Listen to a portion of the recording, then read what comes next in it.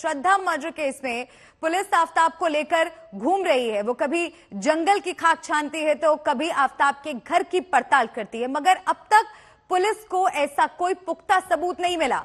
Aftab police की गिरफ्त में जरूर है, मगर आफ्ताब खामोश है। नार्को में सच उगलेगा आफ्ताब, स्पेशल टीम करेगी ये सवाल। श्रद्धा से कैसे हुई मुलाकात, सवालों की लिस्ट तैयार हो चुकी है। दूसरा सवाल, क्या श्रद्धा के घर आना जाना था?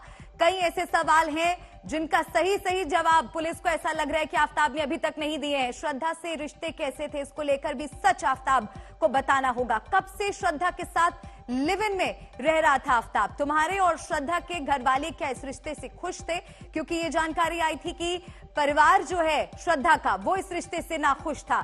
श्रद्धा से कब कब मारपीट की, दिल्ली में श्रद्धा के साथ कहां रहे, श्रद्धा की हत्या कब, कहां और कैसे की, 18 मई को क्या हुआ था, श्रद्धा की हत्या के बाद क्या किया, ये कई अहम सवाल हैं जो आज पूछे जाएंगे। तो सवालों की लिस्ट तैयार हो चुकी है, क्योंकि पुलिस को इस बात का अंदेशा है कि अभी भी हो सकता है कि आफ्ताब सच छिपा रहा हो। अब पुलिस आफ्ताब का नार्को टेस्ट कराएगी। बेशक आफ्ताब खामोश है, मगर उसका किया गया अपराध लगातार विचलित कर रहा है। कोई कैसे किसी के 35 टुकड़े कर सकता है और कैसे अपने अपराध को छिपाने के लिए साजिशों पर साजिशें कर सकता है। जानकारी के मुताबिक आफ्ताब ने श्रद्धा के 35 टुकड़े किए थे और पुलिस ने 35 में से 17 टुकड़े बरामद कर लिए हैं। अब तैयारी है आफ्ताब के नार्को टेस्ट की। सवाल तैयार हैं। एफएसएल की टीम पुलिस के सामने रहेगी और आफ्ताब अपने गुनाह का सारा किस्सा सुनाएगा। लगभग 5 राज्यों में जो दायरा फैला है जांच का, वो इसलिए कि जो भी बयान उसने पुलिस के सामने दिए हैं, उसके इतर उन बयानों के साथ साथ ठोस सबूत, जो कि फिलहाल जिनकी दिल्ली पुलिस को दरकार है, क्योंकि अदालत में सिर्फ बयान मायने नहीं रखेंगे, जरूरत होगी ठोस सबूतों की। ऐसे में हर कड़ी, हर जगह जहां से भी श्रद्धा और आफ्ताब का किस्सा शुरू होता है या जिन कड़ियों को जोड़ता है, हर उस कड़ी की पेचीदगी तक दिल्ली पुलिस पहुंचना चाहती है। इसीलिए उसने अपना जांच का दायरा बढ़ाया है। बताते चले कि जिन सवालों के इर्द गिर्द पुलिस भटक रही है वो ये हैं। श्रद्धा के टुकड़ों को आफ्ताब ने कहां ठिकाने लगाया, श्रद्धा का सिर कहां फेंका, श्रद्धा के कपड़े कहां फेंके, श्रद्धा को काटने वाले हथियार कहां फेंके। पुलिस के सामने अहम सवाल ये भी है कि आफ्ताब की बर्बरता की कहानी कब से शुरू होती है। क्या उसने श्रद्धा के साथ धोखे की पूरी स्क्रिप्ट लिखकर उसी खूनी साजिश पर अमल किया? अब गुनहगार के खिलाफ श्रद्धा के दोस्त बोल रहे हैं। उन दोस्तों की गवाही शुरू हो चुकी है। क्राइम फाइल को पुख्ता बनाने के लिए दिल्ली पुलिस मुंबई में है। मुंबई पुलिस की मदद से दिल्ली से गई टीम श्रद्धा के दोस्तों से बात कर रही है, पूछ रही है कि आखिर वो 35 टुकड़ों की मिस्ट्री के बारे में क्या जानते हैं। श्रद्धा के कुछ और करीबी भी हैं जिनसे पुलिस जानकारी जुटा रही है। तो सबसे पहले देखिए उन गवाहों के बयान जो बता रहे हैं कि आफ्ताब किस कदर हैवानियत की हदें पार करता था। वो गवाह जो बता रहे हैं कि श्रद्धा की हत्या से पहले कैसे आफ्ताब उसके साथ मारपीट करता था। मुंबई के वसई पहुंची दिल्ली पुलिस ने श्रद्धा के कुछ दोस्तों और करीबियों से जानकारी जुटाई तो सच सुनकर रोंगटे खड़े हो गए। सुनिए श्रद्धा के मैनेजर करण और मददगार गॉडविन ने पुलिस के सामने क्या बोला। मैंने यही इन्फॉर्मेशन शेयर की कि जो उसके साथ में हाथापाई हुई थी नवंबर में और जो फर्स्ट टाइम मैंने उसको श्रद्धा ने रिपोर्ट किया था, बस वही डिटेल मैंने शेयर। उसके बाद क्या किया आपने जब आपको मालूम पड़ा? तब मैंने उसकी हेल्प की थी मेरे फ्रेंड के थ्रू, जहाँ पे पुलिस स्टेशन उसको भेजा गया था और हॉस्पिटलाइज कराया गया। क्या इसके पहले कभी श्रद्धा ने आपको बताया कि उसके, क्योंकि आप नहीं, उससे पहले मेरे को कोई जानकारी नहीं थी। वो दिन उनके साथ मारपीट हुई थी और उनको चोक किया गया था, मतलब गला दबाया गया था, जिसकी वजह से वो अपने आप को वो घर से बचा के भाग के आई थी। तो उनको इमीडिएट हेल्प चाहिए था, जिसकी वजह से मैं उनको पुलिस स्टेशन लेके गया। दोस्तों ने श्रद्धा की जैसी हालत देखी, जो दर्द महसूस किया, वो पुलिस को बताया। इस लिस्ट में करण और गॉडविन अकेले नहीं हैं। आफ्ताब के जुल्म की कहानी बयां करने वाले कई और लोग भी हैं। वो जानते हैं कि कैसे श्रद्धा आफ्ताब के चंगुल में फंस गई थी और टॉर्चर सहकर भी खुद को अलग नहीं कर सकी। आफ्ताब ने जिस क्रूरता के साथ श्रद्धा के 35 टुकड़े किए, फिर उन्हें अपने फ्रिज में रखा और टुकड़े टुकड़े करने के बाद ओटीटी पर फिल्म देखी, उसके आगे टॉर्चर की बातें मामूली लगती हैं। लेकिन यही वो बयान है जो शातिर आफ्ताब की खूनी साजिश को बेपर्दा कर सकते हैं। मुंबई से पारस दामा, दिल्ली से हिमांशु मिश्रा और चिराग कोठी के साथ अरविंद ओझा, आज तक। दिल दहला देने वाले श्रद्धा हत्याकांड में अभी भी कई अनसुलझे सवाल हैं। श्रद्धा का सिर बरामद करना पुलिस के लिए सबसे बड़ी चुनौती है। इसके लिए पुलिस साउथ दिल्ली के एक तालाब को खंगाल रही है। इसको खाली करने की कोशिश भी हो रही है। आफ्ताब ने कबूला है कि इसी तालाब में उसने सिर फेंका था।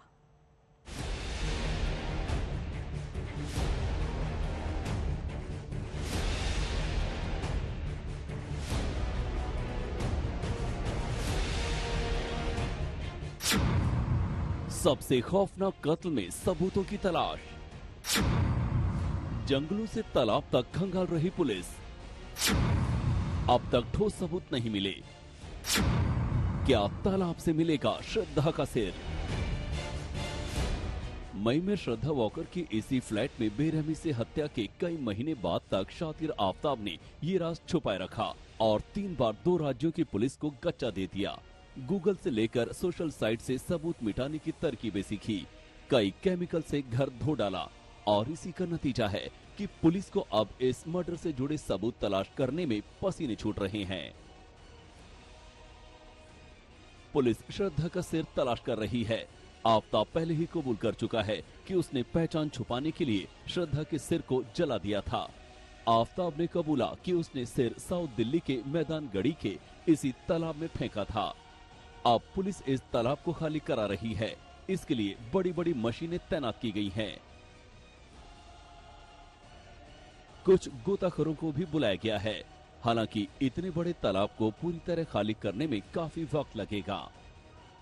दिल्ली पुलिस निरंतर मतलब कि जंगल में और यहाँ पे पूरे गांव में ये मेन तालाब जो केंद्र बनाया है इन्होंने, इसको जैसे बात की जा रही है इसको खाली कर रहे हैं अभी उसी के चक्कर में। बता क्या रहा है पुलिस वाले गांव? पुलिस वाले ज्यादा किस लिए? पुलिस वाले वैसे ज्यादा कुछ नहीं बता रहे हैं, पर जैसे हमें पता चल रहा है कि आफ्ताब ने कुछ ऐसी चीज बताई है, गर्दन या कुछ और पार्ट यहाँ पे उसने डाले हैं। मैं मौजूद हूँ मैदान गढ़ी की इस झील के पास और कई घंटों तक पुलिस यहाँ से इस झील को खाली करने की कोशिश करती रही। लगातार टैंकर इसमें से पानी निकालते रहे, लेकिन कुछ देर के बाद पुलिस को यह आभास हुआ कि ह्यूमनली पॉसिबल नहीं है, ये लगभग नामुमकिन है कि आप इतने बड़े तालाब को खाली कर पाए। और उसके बाद वो जो टैंकर्स हैं और जो दिल्ली पुलिस की टीम यहाँ पर पहुंची थी वो वापस चली गई। 3 अहम सबूत पुलिस को चाहिए। श्रद्धा का सिर, श्रद्धा का मोबाइल, कातिल वाली आरी। ये 3 सबूत पुलिस को शातिर आफ्ताब पर शिकंजा कसने में मदद करेंगे। लेकिन अब तक पुलिस को जो सबूत मिले हैं वो नाकाफी हैं। जैसे आफ्ताब के कमरे से कुछ कपड़े बरामद किए गए हैं, खून के धब्बे मिले हैं, आफ्ताब और श्रद्धा के कुछ दोस्तों के बयान हैं, कुछ व्हाट्सएप चैट हैं जिसमें श्रद्धा ने ज्यादती का जिक्र किया है। माना जा रहा है कि श्रद्धा के शव के कई टुकड़े पुलिस बरामद कर चुकी है। दिल्ली पुलिस की टीम को जंगलों की तलाशी के दौरान 17 हड्डियां मिली हैं। हड्डियों के इन टुकड़ों को पोस्टमार्टम के लिए भेजा जाएगा ताकि पता चल सके कि ये महिला की हैं या पुरुष की। डॉक्टर तब कंकाल की उम्र तय करेंगे। बाद में हड्डियों को डीएनए विश्लेषण के लिए भेजा जाएगा। पुलिस ने फिर आफ्ताब के घर की तलाशी ली, जहां से 2 काली पन्नियों में कुछ सामान बरामद किया गया। इस बीच पुलिस ने उस ट्रांसपोर्ट वाले का पता लगा लिया है जिसने श्रद्धा और आफ्ताब का सामान मुंबई से दिल्ली शिफ्ट किया था। इसके मालिक गोविंद यादव से पुलिस ने पूछताछ की है। सभी घरेलू तरह के सामान की शिफ्टिंग की गई थी। अपन वसई से दिल्ली शिफ्ट किए, उनका सामान पहुंच गया। बाकी इसके बारे में अपना कुछ और नॉलेज नहीं है। नहीं, मेरी कोई मुलाकात नहीं। उस समय मैं गाँव में था। उस समय मेरा लड़का जो काम करता है वो इंक्वायरी पे गया, ऑनलाइन फोन किए, फिर इंक्वायरी पे गया। उसके बाद में उनका सामान बुकिंग हुआ, 20,000 रुपये में बुकिंग हुआ। 20,000 का अपने को ऑनलाइन जो पैसे आया मेरे मोबाइल में वो ट्रांसफर हुआ, पैसे भी है। आफ्ताब की 5 दिन की पुलिस कस्टडी मंगलवार को खत्म हो रही है, लेकिन उससे पहले पुलिस को उसके खिलाफ ठोस सबूत जुटाने होंगे। अरविंद ओझा के साथ ब्यूरो रिपोर्ट, आज तक। और इस पूरे मामले की जांच पुलिस के लिए आसान नहीं रही है। कई चुनौतियों का सामना पुलिस को करना पड़ रहा है। हिमांशु मिश्रा और पारस दामा, मेरे 2 सहयोगी मेरे साथ जुड़ गए हैं। 5 राज्यों तक तलाश चल रही है और जांच की कड़ियां कैसे महाराष्ट्र तक पहुंची हैं। पारस से इसकी जानकारी लेते हैं कि वहां पर आगे जांच कितनी पहुंची, क्या कुछ अहम सुराग पुलिस के हाथ लगे? पारस। मल्लिका, ये जो पूरी जांच जो है वो बहुत महत्वपूर्ण फेज में है, क्योंकि दिल्ली पुलिस मुंबई आए हुए आज चौथा दिन है और इन 4 दिनों में लगातार दिल्ली पुलिस और वसई पुलिस ने मिलकर जो है बहुत सारे लोगों को पूछताछ के लिए बुलाया था। इसमें से श्रद्धा के जो खास दोस्त माने जा रहे थे उनको बुलाया गया था। साथ ही साथ कल जो है फिर से एक बार उन लोगों से बातचीत दिल्ली पुलिस और वसई पुलिस ने की जहां पर श्रद्धा और आफ्ताब दोनों रहते थे।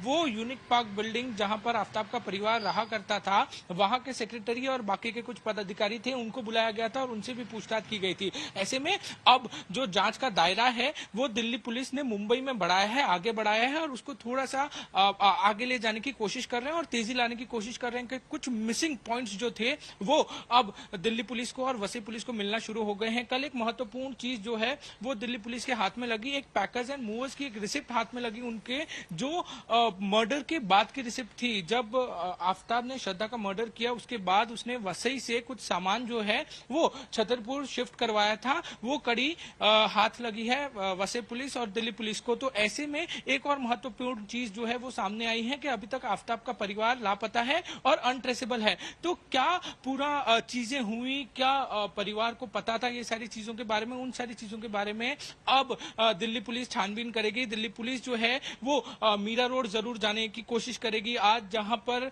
आफ्ताब के जो परिवार था वो वसई जब उन लोगों ने छोड़ा, वसई इलाका जहां पे यूनिक पार्क में वो लोग रहते थे, वहां से जब उन्होंने छोड़ा वो मीरा रोड आए थे रेंट पे रहने के लिए। तो वहां का इलाका जो है वो दिल्ली पुलिस जरूर खंगालेगी। दिल्ली पुलिस जो है और वसई पुलिस मिलकर ज्वाइंट ऑपरेशन करके इन सारे मामलों, इन सारी जो पॉइंट्स हैं उनको जोड़ने की कोशिश करेगी। तो आज का दिन दिल्ली में भी बेहद महत्वपूर्ण होने वाला है, साथ ही साथ जो है वो मुंबई महाराष्ट्र में भी बहुत महत्वपूर्ण होने वाला है। जी शुक्रिया पारस। हिमांशु, आपका भी बहुत बहुत शुक्रिया जानकारी पहुंचाने के लिए। तो जंगल से लेकर तालाब तक 5 राज्यों तक सबूतों की तलाश हो रही है और नार्को टेस्ट आरोपी आफ्ताब का अगर होता है तो वो बेहद अहम होगा इस पूरे हत्याकांड को सुलझाने के लिए।